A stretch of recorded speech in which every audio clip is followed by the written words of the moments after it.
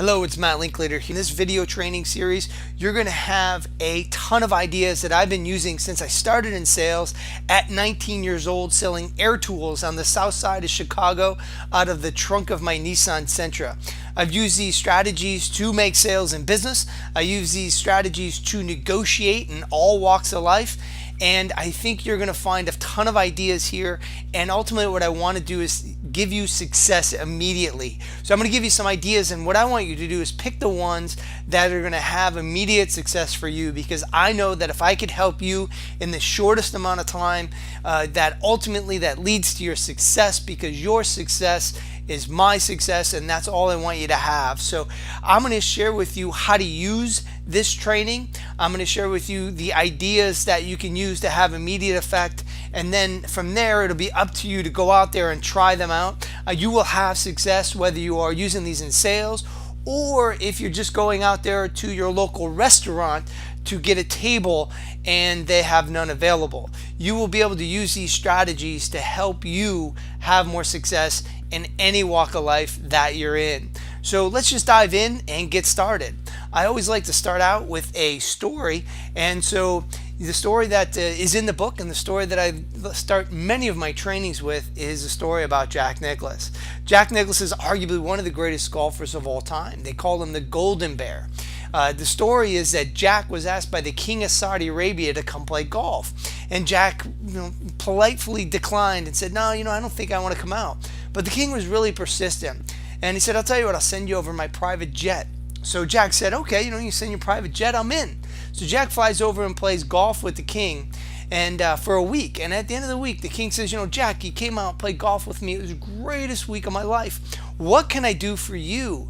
And Jack, once again being very modest, said, "Hey, it was my greatest week of my life. I played golf on some of the greatest golf courses in the world. I played 36 holes of golf a day. I ate like a king. I drank like a king." He said, "I'm all right." But the king was really persistent and said, "Come on, Jack, what can I do for you?" And Jack said, "I'll tell you what, buy me a golf club. I collect golf clubs." And so the king says, "Consider it done." So Jack is on the way back to the United States on the king's private jet, and as you can imagine, this thing's gaudier than anything Donald Trump could dream up. It's gold, it's gold plated, it's diamond encrusted, it's jewel encrusted. So Jack's imagination's going wild. What kind of golf club am I going to get?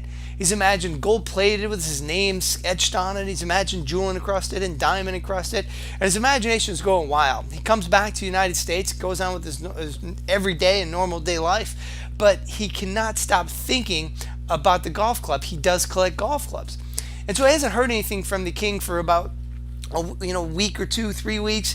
A month went by, 2 months went by, and about 90 days later, he's like, "I wonder, where that golf club is."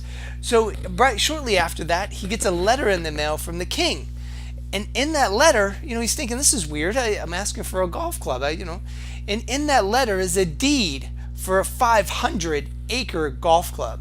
You see, the king thinks a lot bigger than Jack. So everything that we do and everything I do within my businesses and my trainings is really, how do I get you to think bigger for your lives? No matter what your level of success is, there's no there and there. There's always another level of success that we could all reach. And no matter what the climate, the company climate, the product climate, the environment that we find ourselves in, we always need to be pushing and reaching for new levels of success. And that's ultimately what I believe, what I strive for in each one of my days of my life, is I always ask myself, how can I push the threshold of who I was yesterday and start living my dreams today?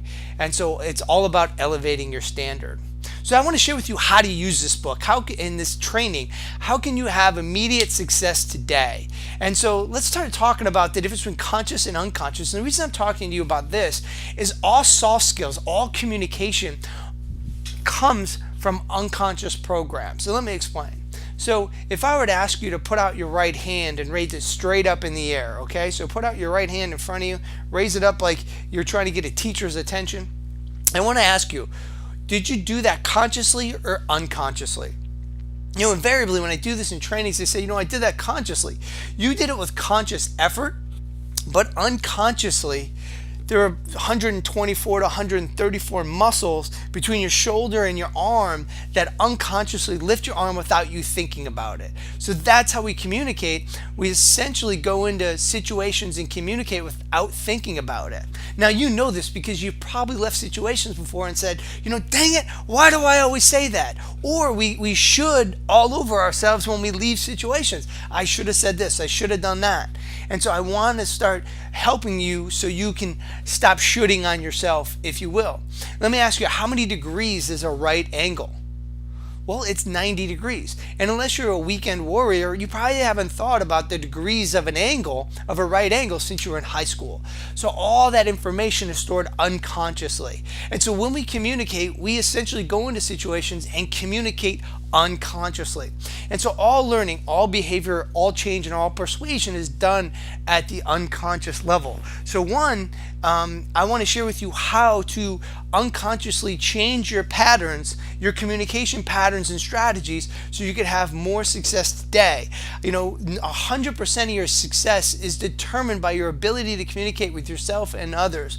When I was just 19 years old, driving around the south side of Chicago selling air tools, I used to listen to a guy named Jim Rohn, and it has always stuck with me, is that our ability to communicate leads to our success. And so this is all about helping you communicate better. And I've been on a quest since I was 19 and 20 years old to become a great communicator. As a communication major in college, I love to understand persuasive speeches. And then I'm a master and trainer of neuro-linguistic programming. And all this is to figure out how can I become a great communicator because of my first mentor in Jim Rohn telling me that. And so all learning, all behavior, and all change in persuasion is done at the unconscious level. So the other thing is, how do you persuade and how do you communicate to persuade others at their unconscious level?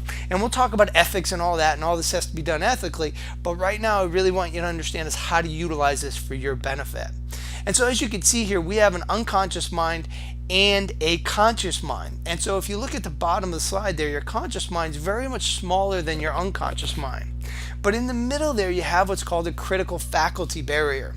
And so what happens is this: when information comes in, we either say yes or no, true or false. And what I mean by that is that when you're watching TV, you're having a debate with somebody and they're talking, your critical faculty barrier says yes or no, true or false. So what you let in ultimately is supporting of your beliefs. Or if somebody can show, if when you watch TV, they're telling stories and they're flashing lights and headlines and everything, and all that's designed for you to do this is suspend your disbelief. And so when you're communicating is how do you bypass somebody's critical faculty barrier? You get them to suspend their disbelief so you can talk to their unconscious mind where all persuasion takes place. Now at the same time, what I want you to do while you're going through this training is if you suspend your disbelief and you take in the information uncritically, you will have more success. And so as we're watching TV, let me explain how this works, is that if you hear on TV say, oh, the economy's rough out there, unemployment's high, it's not good out there, and you believe that, you go out there and play that out and make that true for you. Now, on the other flip side, that is if you don't believe that, right, and you don't let those in, you don't suspend your disbelief, you stop that from coming in, and you don't go play it out. So think about this for the training. You want to have a suspension of your disbelief so you can take the information uncritically and go out there and play it out more naturally. Now, from a persuasion technique, you want to get people and learn strategies and communication strategies to help people suspend their disbelief so you can bypass their critical faculty barrier and speak to their unconscious mind. Now, how are we going to do that in our training is I want you to stay with me, is that everything is designed to help you bypass people's critical faculty barrier and speak to their unconscious mind where all persuasion and change takes place. But for this purpose of utilizing this training, I want you to understand that you have to suspend your disbelief. And so how are we going to put this training together for maximum effectiveness for you? And so I don't know if you ever read the book, The Talent Code, but it sticks to me, and this is how I think of things. This is how I train myself, and then so therefore this is how I teach other people to train themselves and how I train other people. is the talent code is a study of hotbeds around the world. So what they did is they studied Spartak in Russia and said, why do they create the greatest tennis players? You can see by the picture there that it doesn't look like a great place to go practice tennis. Why does Meadow Mountain, upstate New York, create some of the greatest musicians? And why does Brazil create some of the greatest soccer players? And what they found is that in Spartak in Russia, they do not hit a tennis ball for 2 years. They break the game down into its individual pieces, practice it to its micro movements. So 2 years later, when they add a ball in, they have perfect movement. The same thing in Meadow Mountain in upstate New York. What they do is break a musical piece into its individual notes, and they practice each individual note for something like 2 weeks before they play the full musical piece. And the idea is to build their neurology so strong that it just becomes an unconscious competence, an unconscious habit. In Brazil, why do they create some of the greatest soccer players? And they play a game called futsal. Futsal, they play on a court, obviously smaller than a soccer field. It's a smaller ball, so they have to be quicker, and their passes and movements and ball movements, if you will, have to be more precise. And so that's what I want to do, is kind of chunk out this training into individual pieces. And I want you to go out there and practice it with deep practice. So again, we're going to chunk out the elements of the game. We're going to chunk out the elements of the game put into story selling, the book, and we're going to chunk out the elements of this video training for you. What I want you to do is have deep practice. And you need to make adjustments, and that leads to mastery. So you're going to have this deep practice. So what I recommend is that you practice it every one of these soft skills for 3 days. You go out there and practice it with the hostess at a restaurant. You practice it at the grocery store. You practice it with your significant other, and then you make adjustments along the way. What works, what didn't work, and then it leads to mastery. I always say that you have to practice unconscious patterns and soft skills for at least 3 days. So what I want you to do is this. I want you to, as you're reading the book and as you're listening and watching the video, I want you to write down all the different language patterns that you hear. And the reason I want you to write down all the ones that you hear rather than just what I say or just what you see is because you might hear me say things a certain way that you're going to find beneficial to you. You might hear me say certain things in a certain way that I don't even know that are all that beneficial. So that's how soft skills are. It's hard to identify all of them, but you can definitely identify the ones that are going to work for you. So as you're reading the book and as you're listening and watching this video, what I want you to do is come up with 1, 10, as many language patterns as you possibly can. Write them down. And then this is how I learn. I call them heuristics. You can call them rules of thumb. You can call them whatever you want. But how I learn language patterns is I rehearse them in my head. I think about saying them and how can I practice them and visualize using them. And then I also practice each of them for 3 days. So if I go to a restaurant, I practice this on the hostess. If I go into a grocery store, I practice this. If I walk up to a hotel and I talk to the person at the front desk, I practice these patterns. So I'm continuously practicing these patterns each and every day in sales and not in sales. And that's how I want you to use this training. So break it out into its individual pieces, come up with as many patterns as you can identify, start picking the ones that are going to have the most and maximum impact in your life right now, rehearse them in your head, and practice each of them for 3 days. And that's how you're going to utilize this training. So that's basically the setup and how to start identifying how to become a master at each one of these strategies. So stay tuned for the next video, and we'll continue this training so you can start having more success right now, closing more business, making more money, and just becoming a great communicator, because ultimately the success of your life boils down to your ability to communicate.